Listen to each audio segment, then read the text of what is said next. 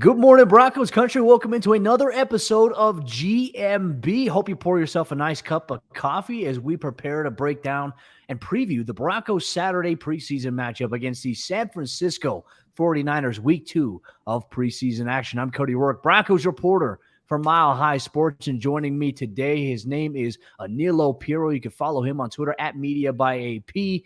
Women want to be with him. Men want to be him. And now he's here on the show talking Broncos football with me once again and all of you in Broncos country. We appreciate you. So, hey, if you're tuning in, make sure you subscribe to the Mile High Sports YouTube page so you never miss out on what we got going on here. All Colorado sports. Good Morning Broncos here. You get Pickaxe and Roll with Ryan Blackburn as the Denver Nuggets schedule for this upcoming season just dropped. Get his thoughts on it on the latest episode of Pickaxe and Roll after you tune into GMB here this morning. AP, we got preseason football, week 2, my man, and it's coming to a close because as soon as it just started, we're already at week 2. There's one more week after this, and then the regular season will be here right before we know it. I know. I had to remind myself that they're only doing 3 weeks of the preseason now, and that's obviously in exchange for that final regular season game, and I love the apple juice selection. I know that there's a coffee mug in the top corner, but did you know – is it the plastic one? Yeah, no, this is the glass one. It's ice cold, baby. I was going to say there's like a whole thing with the plastic ones that if you bite the side of the plastic one, it sounds like you're biting it into an apple. So the more you know. Yeah, I found out about that on TikTok. But you miscategorize the team that they're playing, Cody. They're not playing the San Francisco 49ers. They're playing the San Francisco 49ers. Come on now. You got to remember that. I'm just joking. For anyone that doesn't understand, I've been calling them the 49ers. He's a Cowboys fan. Yeah, fraudy. I mean, I have nothing to say because my team can't beat them. But no, it's always nice when you get Kyle Shanahan and the Broncos kind of intermixed. Obviously, I would imagine that Mike is either going to be at the game or watching. So obviously a very strong connection. John Lynch as well. Between the two franchises and whatnot. So it's preseason, but, obviously we'll talk about the Broncos, but I think there's a lot of intrigue in general with this game because you're looking at Russell Wilson's offense, Sean Payton's offense, the defense as well under a new D coordinator, Vance Joseph, as well as what's going on across the field in San Francisco with their quarterback battle, Trey Lance, Brock Purdy, Sam Darnold. So I think across the board, Cody, this is a pretty intriguing game for the preseason.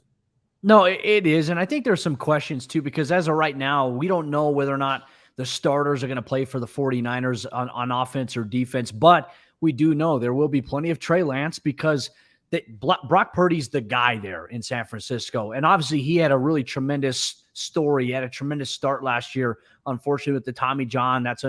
He's able to come back and be ready for the season, which is unbelievable that he's even going to be ready here for week 1. But we're going to see a lot of Trey Lance and a lot of Sam Darnold, which I was kind of saying, like, you get Sam Darnold to face a 13 preseason defense. Like, that's a cheat code. It's not necessarily fair. But I also think for a lot of these guys, and AP, the message that Sean Payton has had for his guys this week is he wants these young guys to step up and do more. He already knows where he's going to get from a variety of his veteran players, but it's the young guys who are going to have to make their hay on special teams to make the roster and maybe even build a rotational on offense or defense, whatever they play. You go out there and you do something defensively against Sam Darnold as he's slinging it the way that he does. That is a good opportunity for you to say, okay, hey, this guy can play against someone who is a starting caliber quarterback. And Sam Darnold, still is that. I've had a bold projection here by saying, I know Brock Purdy's the guy right now, but I would not be shocked if at some point this season, Sam Darnold becomes their quarterback in San Francisco as the main guy with all the rumors that they're looking to potentially offset Trey Lance there. But even if the 49ers starters do not play not Sarah. Oh, geez Louise. Wow. The disrespect. We will cut that. Danny Bailey, do not cut this when you're editing that. Keep that in. I need the people to know what he just did. I'm joking. I love Sarah. I just got done recording with Sarah, so it's stuck in my head. Wow. Oh, that's crazy there. But anyway, what I meant to say was even if the 49ers starters do not play, AP, the Broncos starting offense, the Broncos starting defense, they have to come out and they have to look better. Not necessarily the defense. The defense looked fine last week against Arizona, but the offense cannot allow Russell Wilson to get hit as much as he did against Arizona. Arizona's projected to be a lesser team. I'm not sure that San Francisco is going to dial up a lot of cover zero in the preseason. That's not their forte, but they may just do it just for the fun of it because Russell Wilson tormented the NFC West for all them years and San Francisco. So we'll see how it pans out there. But I asked Broncos head coach Sean Payton following Thursday's practice at the Centura Health Training Center, I asked him specifically, what do you want to see from the first team offense this week, considering what they've done in practice versus what they did in the game last week. Here's what he had to say. Yeah, you want to see the execution. You want to see a flow and a rhythm to the game, and ultimately you want to see touchdowns. I mean, that's the main objective when you're playing on offense. A little bit better in protection. Just a lot of the details that we looked at from a week ago. It's all about the flow of it. And unfortunately, they didn't have much flow initially. I mean, AP, their first series last week, and this is where it's like, all right, I already knew, like, the conversation on Twitter is going to be rough. Their first offensive series was 3-and-out. We saw too much of that from them last year, and fans were freaking out about that. But, I mean, he's right. You want to get the flow of the offense going. You want to get protection shored up. But I think that's kind of where it plays into what we're going to talk about here, what we saw at practice on Thursday. The offense and Russell Wilson, gosh, they've been sharp. And even though there's been pressure and the defense has been sending a lot of different pressure looks at them, Russ is getting the ball out of his hands quickly. And when coverage is breaking down or is too tight, he's rolling out. He's stepping up in the pocket. He's doing things that we saw of old Russell Wilson in Seattle when they were good. To me, I think that's a big dynamic of this. You're seeing the receivers buy in with the scramble drill process here. But if the Broncos offensive line is not up to par, they at least have the quick passing attack that they can rely on, which, look, New Orleans didn't always have the greatest offensive lines in pass pro either during Sean Payton's time. But you know what they did? They got the ball out of Drew Brees' hands really quickly. Sean Payton knows what he's doing. Yeah, I mean, you bring up the point to kind of backtrack a little bit about, they need to protect Russ. You can't have him get hit as much. Absolutely. I was just chatting with our folks over at Superbook and even chat with guys here at the office I don't care if it's Roger Staubach. I don't care if it's Patrick Mahomes. I don't care if it's Aaron Rodgers in his prime. Ain't no quarterback going to survive that and thrive if that's the type of output that they're going to get from their offensive line. So while the first preseason game I think was like a little disheartening, obviously there's a lot to go off of. But first and foremost, I mean, like anything, it starts in the trenches, whether it's the offensive or the defensive line. And I do want to bring up a point too, Cody, because I remember doing the pregame show with you last week. Remember I had talked about how rookie head coach in his first preseason game, Arizona comes out and plays hard. Kyle Shanahan's been around the block. Like, I wonder what the urgency is necessarily with San Francisco. But you bring up a lot of great points. And I think, you bring up Sean Payton, Drew Brees, some of the other quarterbacks that he's worked with. You've got to have a tool chest, or a bag of tricks that you can go to when plan A isn't working. You need a plan B, a plan C, a plan D, some fallback options essentially. And Russell Wilson, he can run, he can pass, he can move. And I think you want to see some of those, I don't want to say alternative plans, but you could beat teams in different ways. And I think that's what you want to see here going up against San Francisco in week 2 of the preseason. So, hey, Chuck and Ernie, I like tricks. I eat a bag of tricks. I smash tricks all the time.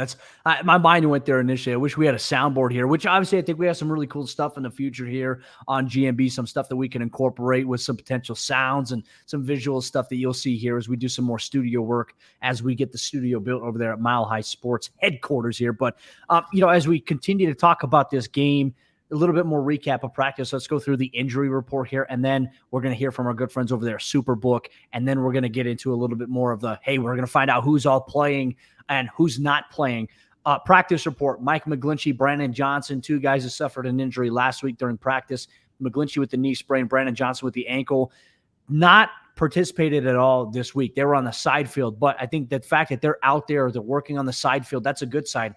Usually when a guy gets injured and you don't see him out there at all, not even working on the side field, it's usually not a good sign. So the fact that they've been out there, Brandon Johnson's been paying attention to practice. He's been watching the receiver drills. He's been watching the offense, even though he can't be in there. So that's a good sign. I think that they'll be back maybe next week. Hopefully, knock on wood, that's the case. If not, they're going to have to be there for the regular season, the start of that. And there's going to be roster cuts following next week's preseason game. Caden Stearns did not participate in Thursday's practice. I think it was more of a maintenance day for him.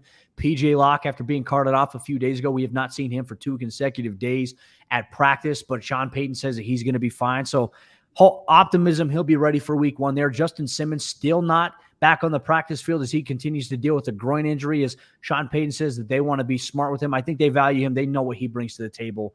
I mean, he proved it in practice when he was available. Then he had the groin stuff. I think they're just trying to get him as ready as possible for that week 1 game against the Raiders, which is probably the more important thing. You don't need to see Justin play here in the preseason, in my opinion. And then you take a look at some other guys, across the board as well. I think on the injury side of things, Denver's in a good spot. Even though you lose Tim Patrick, you lose Jonas Griffith, some guys are banged up, but Denver hasn't lost a variety of guys in the way that we felt like, okay, hey, they did this last year. So things are on the up and up for them. But Broncos countries, you're listening to this morning's Good Morning Broncos with your cup of coffee. Make sure you stick around here as we're going to talk about maybe some of the things we want to see in Saturday's preseason game. We're going to hear a little bit about Javonte Williams. Will he play? If he does, how much will he play? And some other news and notes. You're going to get that on today's episode GMB. But first, let's hear from our friends over there at Superbook.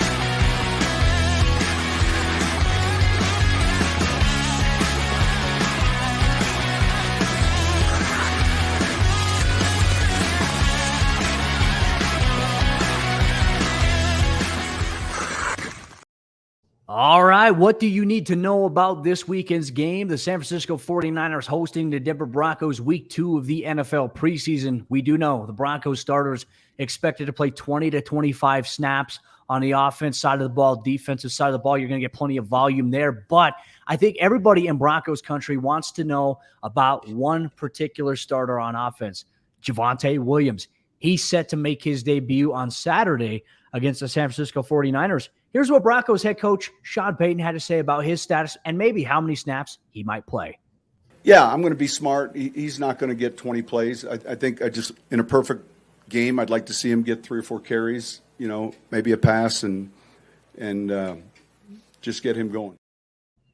The key is just to get him going there. 3 to 4 carries, fine. I think 10 overall snaps, and that's kind of what he said earlier on when asked about him. That's a good volume here, but, I think for me, AP, what I want to see the most from Javonte Williams, I want to see how he responds the first time he gets tackled, right? And I'm not talking about like upper body tackle.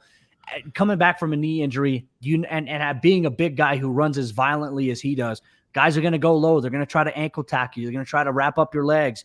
How does he respond after that? I think is something I'm most looking forward to seeing here in Saturday's game, 6:30 p.m. Mountain Time, 9 News here locally in Denver, and then it'll re-air the next day on NFL Network. So if you don't have access to it, hey, check out our good friends over there, Stream East. Yeah, I'm excited for it, man. I mean, Javonte Williams, obviously last year I was excited for him. The injury sucks. But dude's a bell cow, he's he's a brute, runs hard, runs aggressively. And I really just think it helps this dynamic of this offense as a whole. And I know that the running back position as a whole has been a little devalued over the years and whatnot. But I think Javonte Williams, when he's on, can really take this. We talked about layers and the bag of tricks and all that kind of stuff. Like if you've got Javonte Williams cooking, I think it really just opens up a lot of what you can do with your offensive scheme and your playbook and whatnot. But I agree with you. I covered the Nuggets on their NBA final run, and I remember like Jamal Murray coming back from injury. There was a lot of thought from him about like it took him a while before he could start planting how he used to or pivoting and whatnot. And I think that applies to any sport with any major injury, much less Javonte Williams.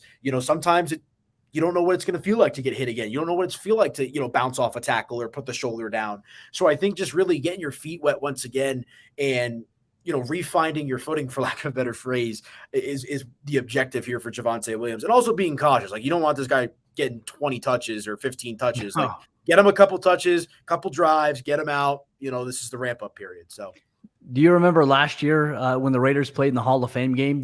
Josh Jacobs was on the field the majority of the game. It's like, come on, Josh McDaniels. No wonder why he wants out. I don't think that he'll be back, but if he's not back for the Raiders at some point by week 1, I mean, that's good news for the Broncos because he's been a thorn in Denver's side for quite some time here. But yeah, I agree with you on that. You want to see efficiency, and you want to see something where it's like, all right, hey, you feel good about where Javonte's at. I mean, they kind of did the same thing with KJ Hamler last year in the preseason against the Minnesota Vikings to get him going. And that's the thing, is hopefully Javonte can continue to stay healthy. I mean, that's the biggest thing. And the mental hurt, I mean, this is his first game back, right? So for me, it's like in practice, you get different looks, but he's gaining more confidence as each day goes. Game's a little bit different because like, hey, These guys are actually trying to tackle you. They're trying to bring you down. So much of his style is to hold, like guys are holding on to him while he's still running. How does that maintain? Does he have his power? Does he still have his explosiveness? These are things I'm looking forward to seeing in Saturday's game potentially here. But another player I think we're all excited to see is Marvin Mims. Didn't get to see him week 1 of the preseason against the Cardinals as they were going through and being smart because he dealt with a hamstring injury right before training camp. They wanted to be smart with it, especially considering the field surface down there in Arizona. He's going to see his first action at wide receiver. And look, it's an opportunity for him with Brandon Johnson's injury. He now has a chance to really emerge into a big role for himself alongside Jerry Jeudy, Cortland Sutton. And you look at him, he's got legitimate speed, AP, and Denver could benefit from that. Yeah, he's one of the guys that we've heard a lot about from throughout training camp and, leading up. Obviously, you mentioned he didn't play in the first preseason game. And, he's a name to keep an eye on. And obviously, a younger player, making his way through the league and whatnot. And this is the time for players like that, that are making a name for themselves and all that kind of stuff. So, and I think to have a little bit more of a broad stroke, right? Javonte Williams, Marvin Mims, offensive line, Russell Wilson, like the whole thing is just looking competent. And I know that's what I said last week as well, but it was a little bit of a red flag out of the gate with how bad the offensive line looked, as you said, against one of maybe the worst team in the NFL, projected at least on paper right now. So I think for Marvin Mims, again, it's finding your groove, settling in, picking and choosing your spots a little bit, but he is one part to a much larger project here as well. And that's why, all eyes are obviously going to be on this team come this weekend.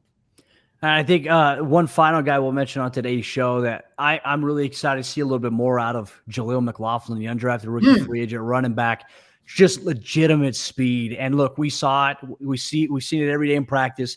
We saw it in the first preseason game last week. Can he do it again, right? And I think if he has a big run, even like, let's say a 15-plus yard run, the excitement meter in Broncos country is going to rise up a little bit further here because they've been hearing me talk about him. They've been hearing other people. They've been following on Twitter like this Jaleel McLaughlin guy. I'm hearing so much about him. He is the real deal. He's been so fun to watch. And I tweeted it out last week. Jaleel is for real. Can he do it here against San Francisco? I'll be very curious to see if he even gets some reps too. He may get some reps alongside Javonte and Samaje Perine with the first team offense. We've seen some mixing and matching going on this week. I think another question we have is who's going to start at right tackle? Last week it was Isaiah Prince. This week, Alex Pocheski, the undrafted rookie free agent, has been getting reps at right tackle, and also Quinn Bailey. Those two guys have rotated in.